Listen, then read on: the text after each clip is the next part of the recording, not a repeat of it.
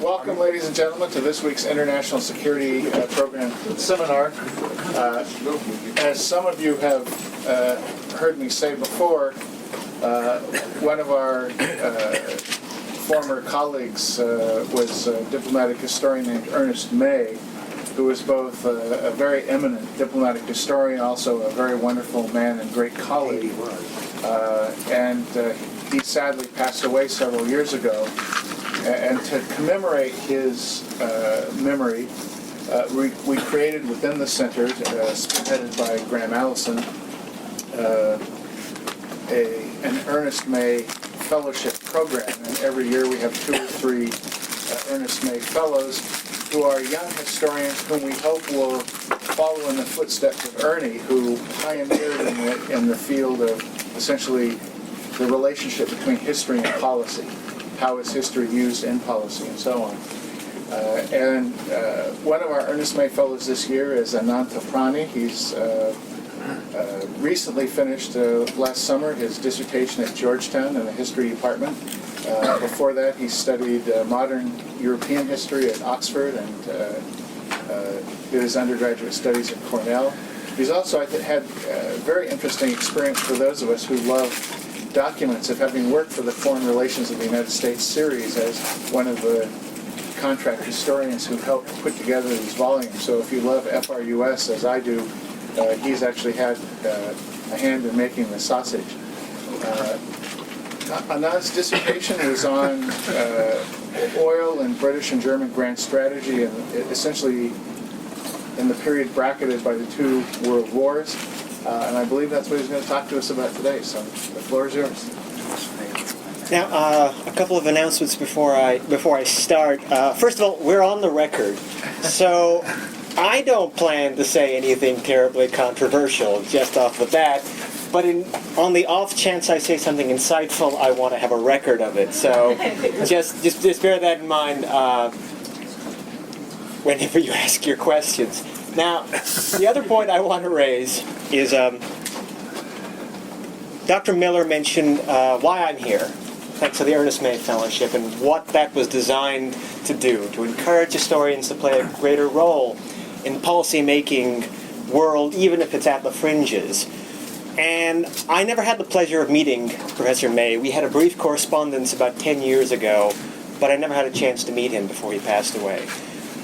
It was my great privilege, however, to work closely with an historian who, more than any other historian I've worked with, embodied that combination, that fusion between rigorous scholarship and dedication to public service. And that professor was at Georgetown, a woman that Evelyn knows very well, an esteemed historian of U.S.-China relations by the name of Nancy Tucker, who was briefly a China hand at the State Department in the 1980s and served as the first Assistant Deputy Director for Analytical Integrity at the Office of the Director of National Intelligence. Now, unfortunately, Professor Tucker passed away on Saturday after a protracted illness, and it's a great source of sadness to me and everyone at Georgetown. But I hope that she would draw immense satisfaction and pride in the fact that Georgetown's best and brightest, by which I mean Evelyn, are playing a role in the work of the Belfer Center. And I hope, in spite of my disruptive presence, you have not soured on having historians continue to play a role in what the Belfer Center does. Now, I think if you want to gain a sense of what the relationship between historians and political scientists, you could do no worse than to refer to C.P. Snow's lectures in 1959, The Two Cultures. He was talking about scientists and literary people within the literary world, and historians fall within the latter. And he said, I felt I was moving among 2 groups, comparable in intelligence, identical in race, not grossly different in social origin, earning about the same incomes, who had almost ceased to communicate at all. Between the 2, a gulf of mutual incomprehension, sometimes, particularly amongst the young, hostility and dislike, but most of all, a lack of understanding. I'm very happy to come to a place and to have spent time at an institution where his history is welcomed as a tool, as an analytical tool. That at least one person in this room has gone on the record and said that the foundation of good political science is history. And it's in that spirit that I offer this work, not to other historians because, well, there aren't that many of them and they're not really interested in this, but really to help all of you do your work better. And I hope that the comments and the questions you have will allow me to frame this work in a manner that is more appealing to you in the future. Don't bet on that, I'm an historian. Now, history, it seems, at the Kennedy School is greatly valued. History with a capital H. But sometimes I worry that historians aren't necessarily as valued as history itself. Now, did any of you go to the talk given by the National Security Advisor, Tom Donilon? I want to use that as an example.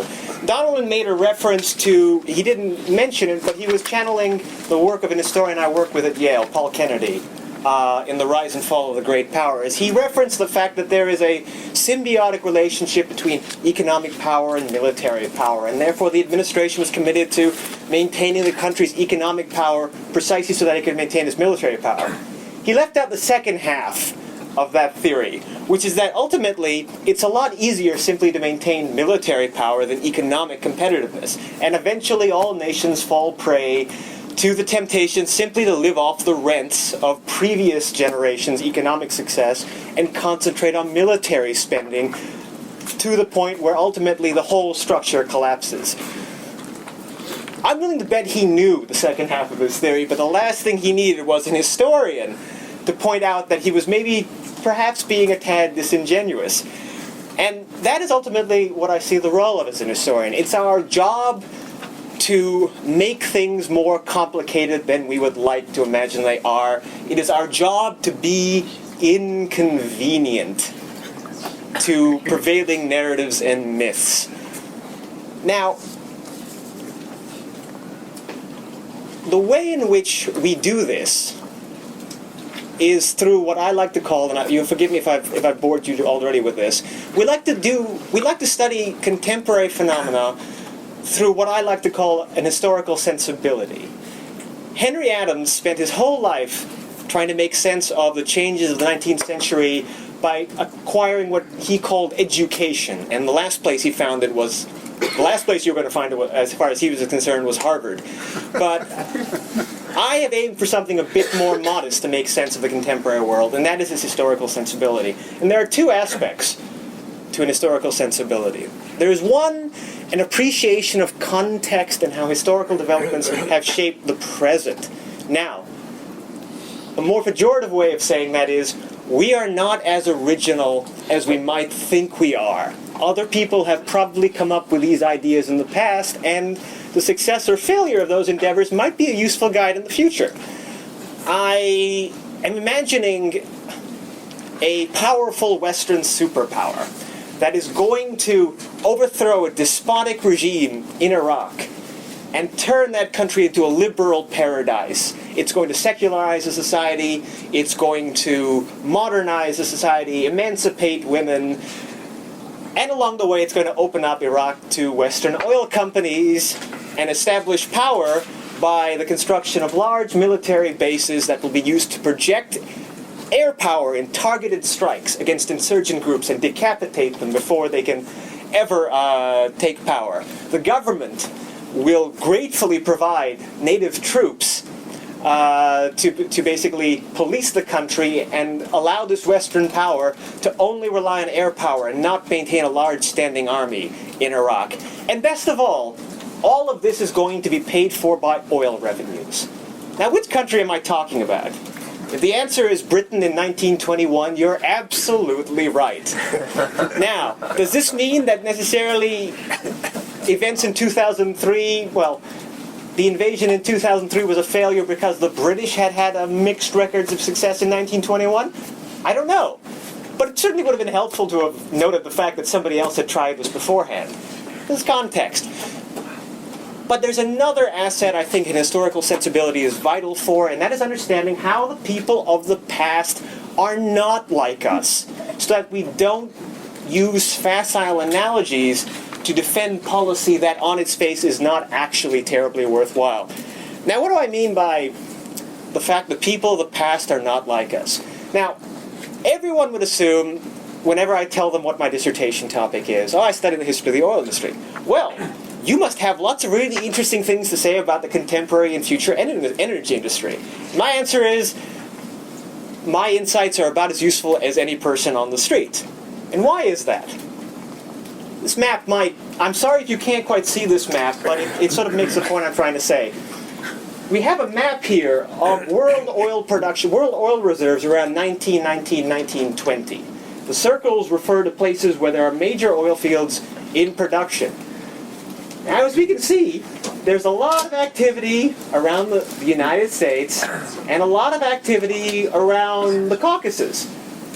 But what regions of the world don't really have lots of big circles around them, or filled in circles?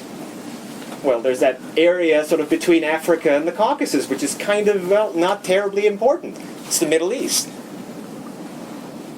This shows shares of world production in 1919, 1920. You can see 32% of all oil production in the world is in the Gulf of Mexico area. Nearly 19% in California, 10% in the Caucasus, but only 1.3% in the Middle East. The picture doesn't even change by 1938. I'm sorry this figure isn't terribly easy to understand, but the circle in the middle, that refers to oil consumption. And the United States is consuming nearly 69% of all of the world's oil in 1938. But it's also producing over 61% of the world's oil. Now, let's just put that into perspective. Today, the United States, how much, anybody know how much oil the world, the United States produces today? Yeah, well, it produces about 7 million barrels of oil a day.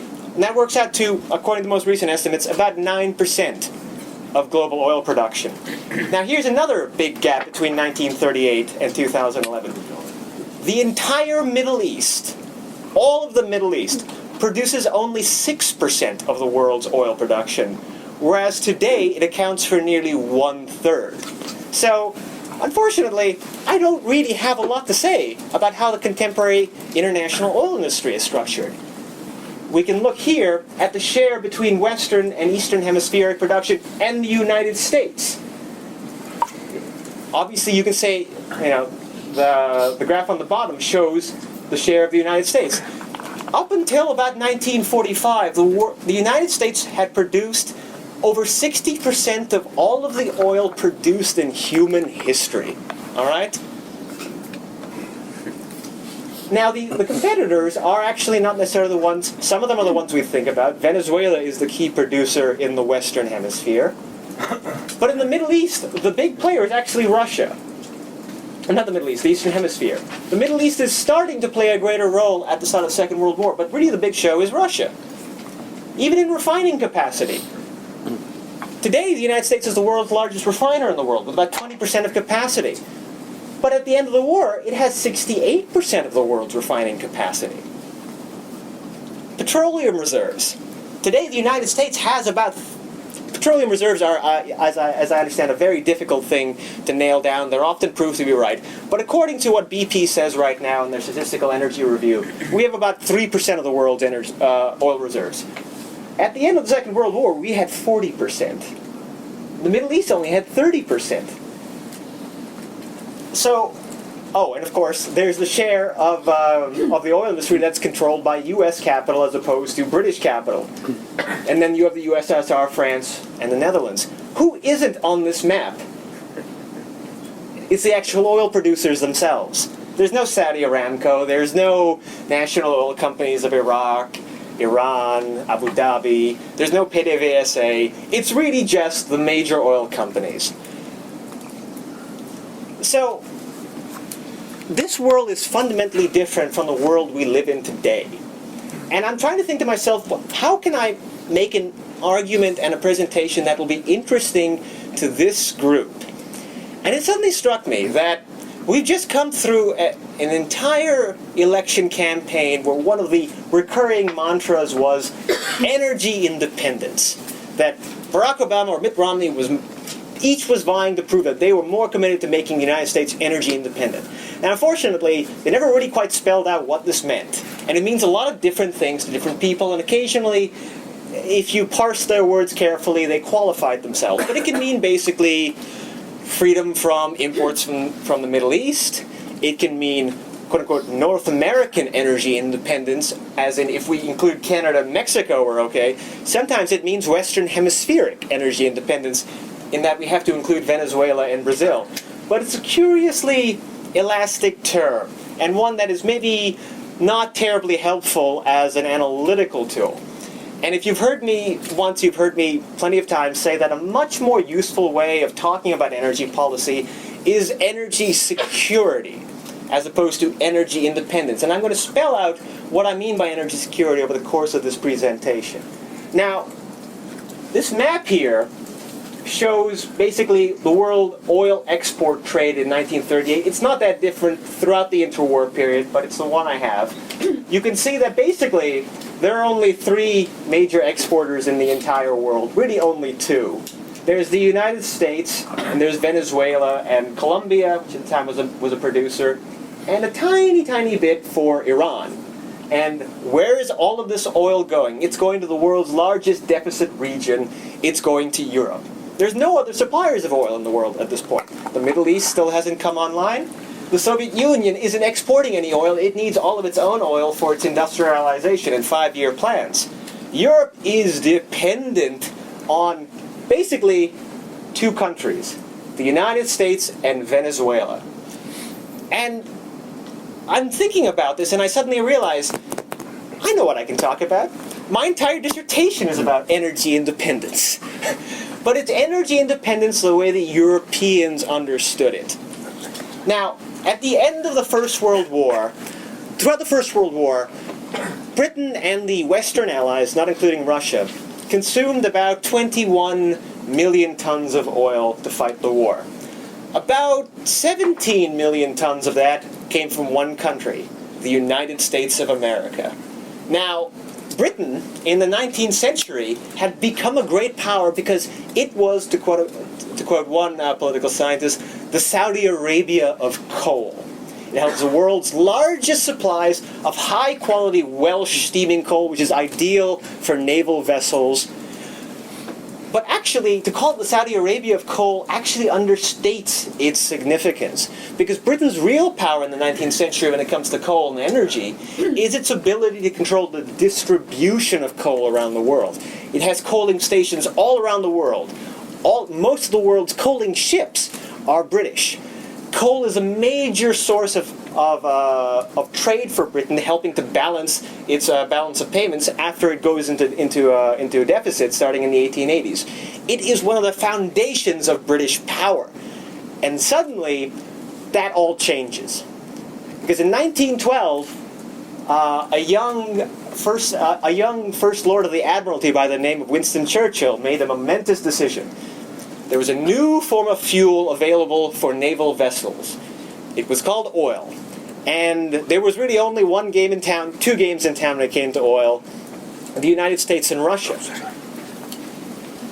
So, should Britain switch its entire naval power to the consumption of oil as opposed to coal?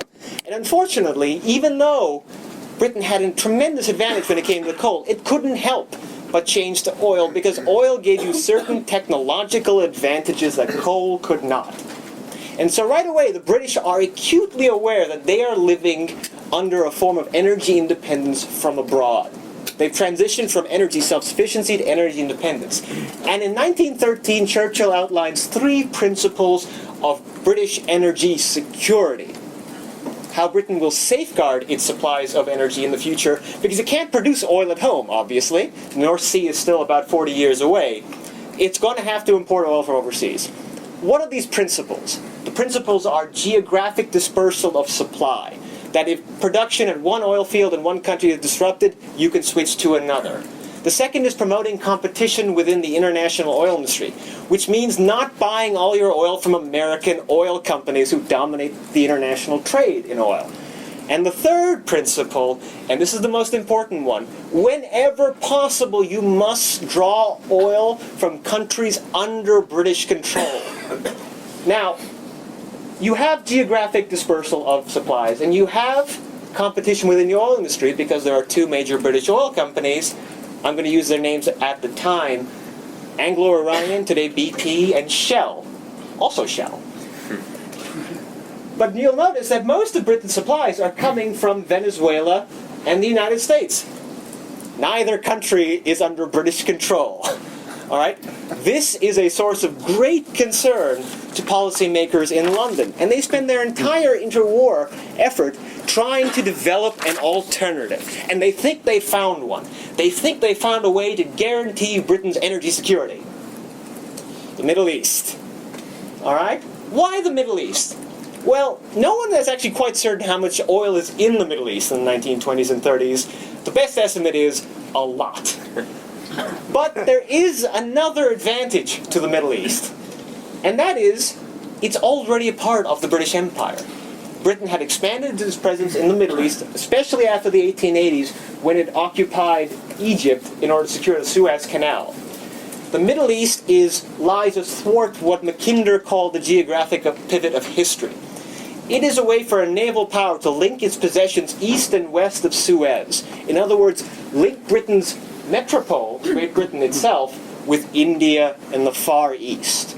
So Britain already has a major presence in there, and it has the ability, through these oil concessions, most of which are actually held by British firms. You'll see in Iran the sort of pinkish color, that's the Anglo-Iranian company, half of which is owned by the British government. The small little blue, that's Kuwait. Half of that concession is held by Anglo-Iranian as well. You have on the top this orange, and then at the bottom this orange color, that's the Iraq Petroleum Company, half of which is also owned by British companies. So Britain seems to be in a very good position. Unfortunately, things don't really work out particularly well for Britain. And we need to return to this map in order to understand it. I wish I had another one, but this is the best I can do. You look on the map, and I want to stress to you, Mercator maps are really, really not very helpful in terms of telling distances. But that distance from the Persian Gulf, the main shipment point for oil is a town called Abadan near the Shatt al-Arab. The distance from Abadan to Britain, going through the Suez Canal, is about 6,500 miles. Anyone know what the distance from the Gulf of Mexico to Britain is? About 5,000 miles. That's a fairly significant savings in tanker tonnage. And I want to stress this, simple ownership of oil fields does not guarantee energy security. All right? Britain has to commit immense tanker reserves in order to basically rely on the Middle East. Or, and again, this map doesn't really quite show you the complexity of it, or it has to have oil pipelines. Because the oil isn't at the coast. It's deep inland. Anyone tells you that Iraq is going to produce 10 million barrels of oil a day? Fine. How do you get the oil to market? The same issues we have today when it comes to exploiting Iraq's oil reserves are the same issues they grappled with in the 1920s and 30s. Now, the British have this idea. We're going to create a state-of-the-art pipeline, and that's going to supply us. And it's going to terminate in a very peaceful, calm, tranquil part of the Middle East known as Palestine. Where luckily, everybody is not looking to butcher one another with garden implements, and everything's going to be fine. I really, actually, no. I mean, I've read British documents where they say Palestine's actually a really, really safe place. We should be happy to build a pipeline there. Doesn't necessarily work out terribly well for the British. But the major problem is that transit through the Mediterranean, because you'll notice this sort of boot-shaped country right athwart Britain's trade lines in the Mediterranean. That's Italy. And after 1935, 1936, when the British, much against their will, finally do the right thing and support meaningless sanctions against Italy after it invades Ethiopia, the Italians swear revenge, and they are not going to allow British ships to pass through the Mediterranean if they're a belligerent power. So suddenly Britain's entire energy strategy is undermined. They still have the oil, but they can't move it to to Britain, because sending it around the Cape of Good Hope would require more tankers than they already have. So in 1938-39, who's the only game left in town? Two countries, the United States and Venezuela. Now, a very prominent economic historian once said to me, Anand, I don't understand why you're making such a big fuss about this whole thing. Who cares if you get oil from Kuwait or Texas? It's the same thing, isn't it? Well, there's one slight difference. If you want oil from the United States, you pay cold, hard cash in dollars. And if you don't have dollars, you pay gold. This is the world of currency controls.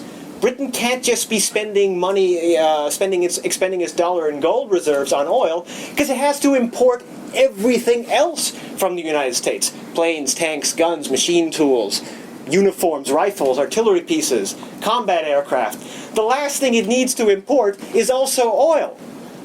And so ultimately, what my work tries to show is that oil plays a fundamental role in the United States' colonization of Britain. Britain ceases to be a great power, not after Suez in 1956, not in 1945 at the end of the war, not even in 1940 when France is knocked out and the United States has to come up with Lend-Lease. It has ceased to be a great power even before the Second World War, precisely because its quest for energy independence did not guarantee energy security in wartime.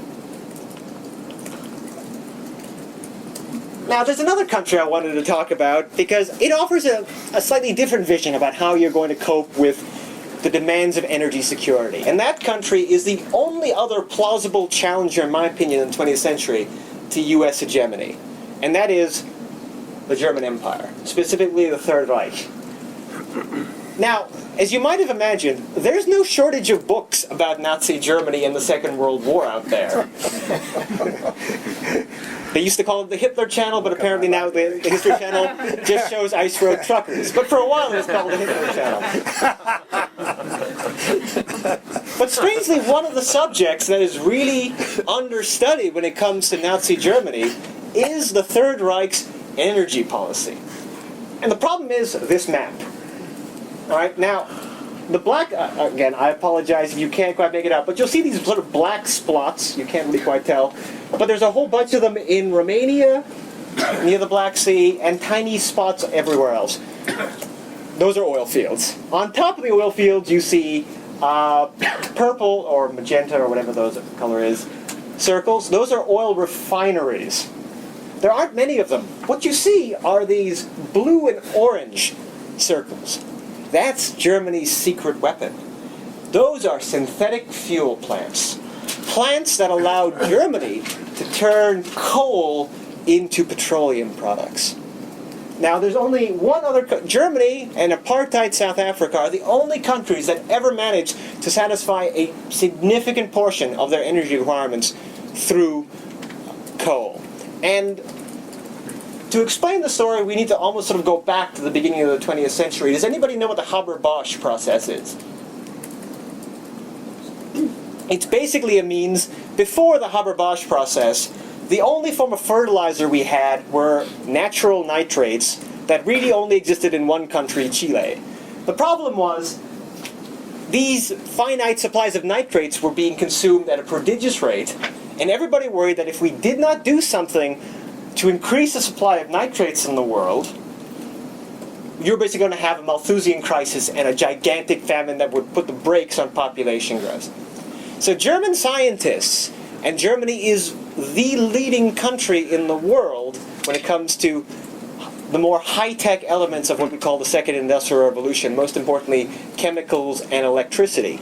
German scientists come up with something called the Haber-Bosch process, which is the fixation of nitrogen in the atmosphere into ammonia that can then be converted into synthetic nitrates that, one, can be used for fertilizer, and two, are kind of important for explosives production. And they do this around 1914. So obviously it's kind of important for Germany's ability to fight the First World War when it had depended on Chilean nitrates beforehand. Now, there's a wonderful, wonderful article, and it's really one of the best I've ever read, by an esteemed historian of science at the University of Pennsylvania by the name of Thomas Park Hughes. He talked about something called a process of technological momentum. That German scientists had created the Haber-Bosch process, but the profit margins after the war are very thin. And part of the process involves creation of large amounts of hydrogen. And nobody knows quite what to do with all of this hydrogen, and you want to find a way to maximize profits. And then this German scientist by the name of Friedrich Bergius, he comes up with something called hydrogenation, and I won't get into the science of it, but hydrogenation basically involves bombarding coal dust with hydrogen at high pressure to liquefy it into petroleum. And suddenly Germany, which has a leading chemical industry, and amongst the world's largest supplies of coal, has a means of energy independence. And historians have been fascinated by this story because they've often used the records of something called the United States Strategic Bombing Survey as their main source. Anybody know what the Strategic Bombing Survey was? A bunch of young economists, including a young New Dealer by the name of John Kenneth Galbraith, picked through the carcass of the Third Reich to understand how the economy had functioned and why it had collapsed at the end of the war. Now, historians have used these records because the bombing survey looked at every sector of the German economy, so cars, planes, tanks, electricity, and oil, amongst many others. Historians love to use these sources because most historians of the oil industry don't speak German. And here they had this wonderful looking source that was in English and allowed them to basically write this history of the oil industry during Nazi Germany. Unfortunately, the Strategic Bombing Survey was not trying to paint a picture about how the German economy functioned. It saw Germany, and this map here, as a gigantic target system. All right? A series of interlocking production nodes. And what they always looked for was something called choke points. The one part of an industry that if they hit it, it would lead to systemic failure throughout the entire German war economy. Now, originally, they did this through they tried to attack something called ball bearing production. Everybody know what ball bearings are? Yeah. This one tiny aspect of the German industry that it felt, if we destroy this, the entire economy will come to a halt. But after Schweinfurt, Schweinfurt, 2 missions, both bloody failures, because the Germans simply dispersed ball bearing production and had no effect. What they thought was, however, oil could be one of these choke points, and so they spent a great deal of time studying the effects of strategic bombing on the synthetic fuel industry. All right? But this is not a useful tool for understanding the country's oil policy. The Strategic Bombing Survey could only study what it could see. It could see the synthetic fuel plants above ground. It couldn't see what was below the ground. It couldn't see oil fields. And therefore, it wasn't interested in studying Germany's attempts to control access to foreign oil fields. Now, synthetic fuel, and this is something that, again, I think I'm challenging the prevailing norm here. Synthetic fuel and imports from Romania, they allowed Germany to wage war pretty effectively in 1939, 1940. The Germans are pretty confident, actually, when they go into war, that they have enough oil to actually fight this war. Because, mind you, their requirements were tiny. They went into war expecting to only use 8 million tons of petroleum products a year. That's about the same amount of oil the Royal Navy consumed at this point in time. All right? 8 million tons of oil works out to around 56 million barrels of oil. The United States is producing 3.5 million barrels of oil a day. In other words, the United States produces in about 3 weeks more oil than the Germans intended to use over an entire year, and they managed to occupy all of Europe. Seems like they were pretty successful. Well, it doesn't quite work out that way. Now this map it's kind of misleading because it's from 1942. It's from the predecessor to the CIA, the Organization of Strategic Services, an estimate they did of Axis oil production. It now basically shows Axis oil production in Europe as being slightly higher than it actually was. They never achieved 15 million, it says 15 million tons right there. They never actually managed to achieve that. But I think it's very important because it shows you, well, assuming that production is that high in Europe, there's one thing that Europe is missing. Can anyone tell what it is? It's missing oil fields. All right? And that's the problem. Germany wins a tremendous victories during the first half of the war. But they come with a price. Now, anybody want to venture, when does Germany lose the war? When does the tide turn? I want to hear 42. 42 with Stalingrad. Any other guesses? United States maybe in 1941? Barbarossa when it attacks the Soviet Union? Here's an idea for you. Germany loses the war at the moment it's winning it, in July of 1940. Why?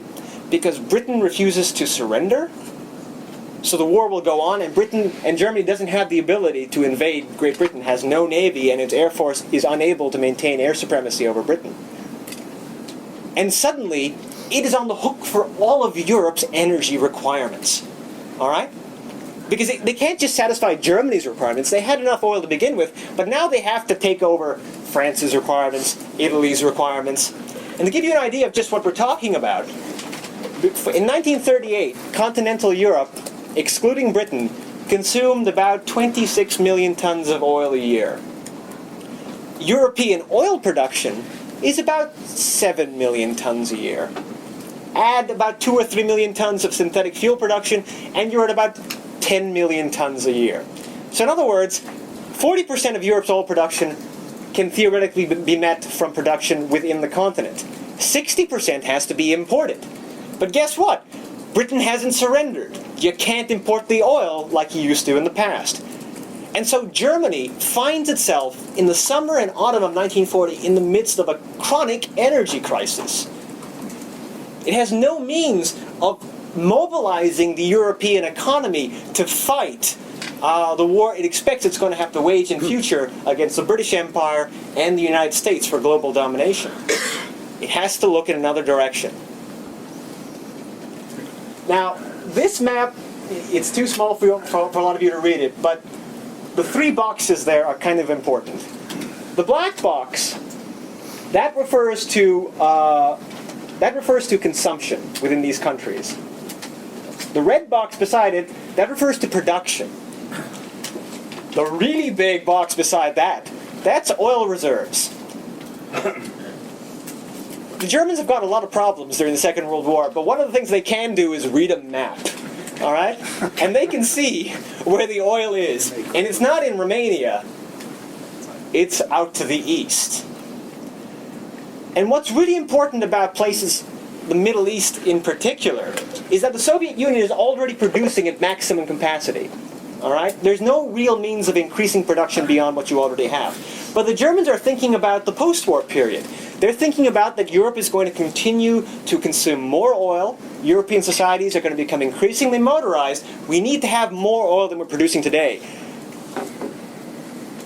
As you can see in the Middle East, it's not quite clear, actual production is well below possible production.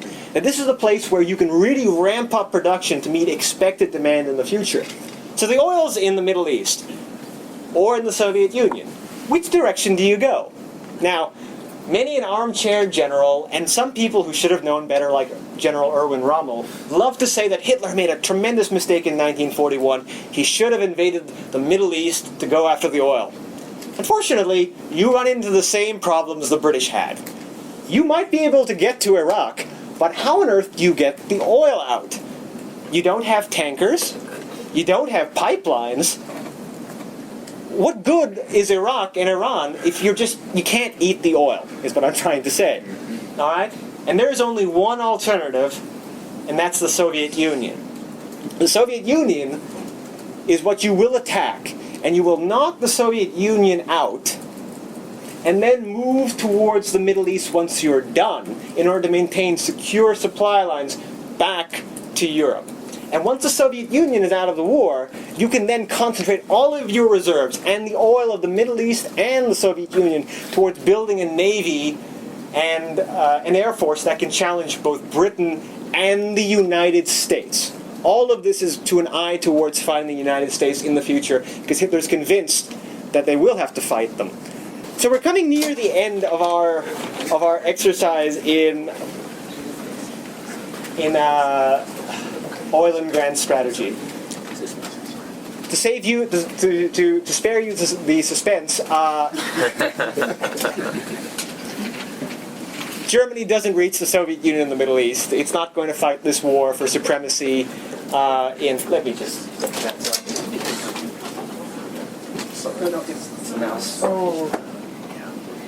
Wonders of technology. Catch you every time.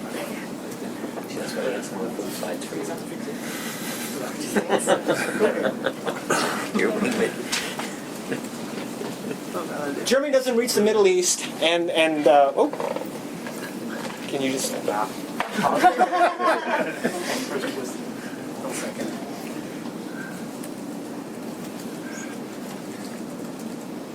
Germany doesn't reach the Middle East, and it doesn't reach the Caucasus oil fields. But it still has the synthetic fuel plants. And the synthetic fuel plants allow Germany to wage war even if it cannot win the war. And the Germans managed to last a fair bit longer. Until 1944, when Allied air forces start demolishing Germany's synthetic fuel plants, at which point the entire German war economy grinds to a halt. Once again, and this is the key point relating it back to Britain, energy independence did not guarantee energy security, because the Germans had no way of transitioning to alternative sources of energy once their synthetic fuel plants were destroyed. And that pretty much ends the Third Reich. So, let's come to our conclusions, and I have two sets of conclusions. Historical and policy conclusions. Historically speaking, we have macro and micro way of looking at this. On the micro level, oil allows us to see that the Second World War was in no way a contest of equals, either economically or morally. And trust me, there are some people who make the argument that because the Soviet Union fought on the side of the Allies, there's no moral difference between the two. I happen to think that even with the Soviet Union, there is a moral distinction between the two. But leaving that aside, economically, this is a contest between an 800-pound gorilla and a chimpanzee. I don't know. It's not a contest of equals. What do I mean by not a contest of equals? Well, in 1942, the three major Allied powers, the United States, Britain, and the Soviet Union, have a GDP of around, in 1990 dollars, about $2 trillion. The Axis powers, Germany, Italy, and Japan, had a GDP of about $1 trillion. All right? The Allies did not really have numerical supremacy. It's actually the two sides are actually fairly equal. But what the Allies are able to do is just outproduce the Germans, all right, and the Japanese. They produce about 3 times as many artillery pieces, guns, aircraft, and about 5 times as many tanks and naval vessels. But this material supremacy is only meaningful if you have oil to fuel those weapons. In that sense, oil can be seen as the bridge between economic potential and military power. So in other words, oil is essential in understanding the outcome of the Second World War. But on a larger historical level, oil is vital in terms of explaining why Europe declined relative to the United States. And the flip side of that is how the United States reached a position of virtually, and I know Cold War historians will challenge me on this, for all intents and purposes, unchallenged military and economic hegemony, which lasts however long you want to say it does. All right? And why is that? Because Europe failed to achieve energy independence. The British, they want to break their dependence on the United States. They think they can use the Middle East. The Germans, they want to be like the United States.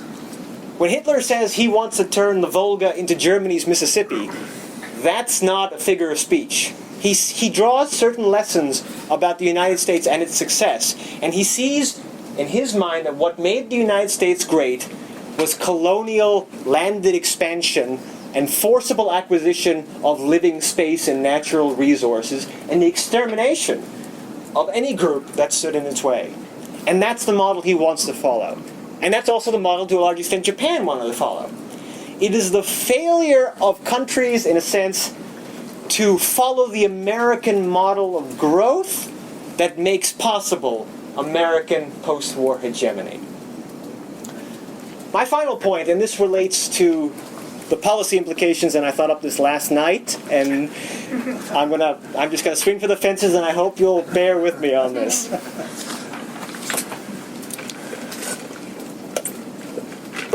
There's a saying, misattributed to Otto von Bismarck, that God has special providence for fools, drunkards, and the United States of America. He probably didn't say that, but it has the virtue of nonetheless being true. Now, I'm not going to comment on God's will. I will leave that to the divinity school, or better yet, the business school. But what I can tell you is that it is an act of God that is a foundation for U.S. power. It is geography. It is the fact that our country also doubles as a continent. There's a map of the oil fields of the Middle East superimposed on the United States of America. Wow, it takes up about half of the country, not including Alaska. Not many countries have this luxury. All right? And so here's the bottom line, and I hope you'll give me a chance. Moving forward in the 20th, let me go back.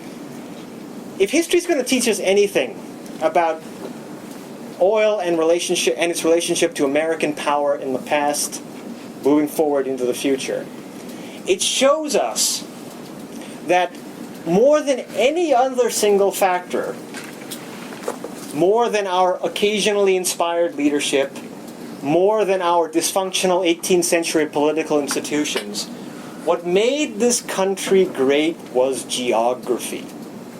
All right? The fact, again, we had a continent that was rich in natural resources, that was freed from having to worry about vengeful neighbors that could potentially overrun it and invade it. We also have the geographic basis for energy security as opposed to energy independence. And what do I mean by energy security? We happen to produce a fair bit of the oil we need in our country. Not a lot of other great powers can make that claim. We also have the ability to draw from sources of oil near to the United States and effectively under varying degrees of American control. It's Canada, Mexico, and in the future, perhaps even Venezuela. This is not a luxury a lot of other countries have. And the fact that we can even entertain this notion of energy security is not a product of American exceptionalism. Not in the way that most people mean it. It's a product of a really substantial and tangible form of American exceptionalism. Geography. And as we move forward into the 21st century, further into the 20th century, it is a great source of comfort to me, and I hope to you, that geography will allow us a margin of error unavailable to any other of our rival great powers, and give us the opportunity, in spite of our shortcomings as a country, to eventually do the right thing and continue to play a significant and hopefully beneficial role in international affairs. So thank you for your time.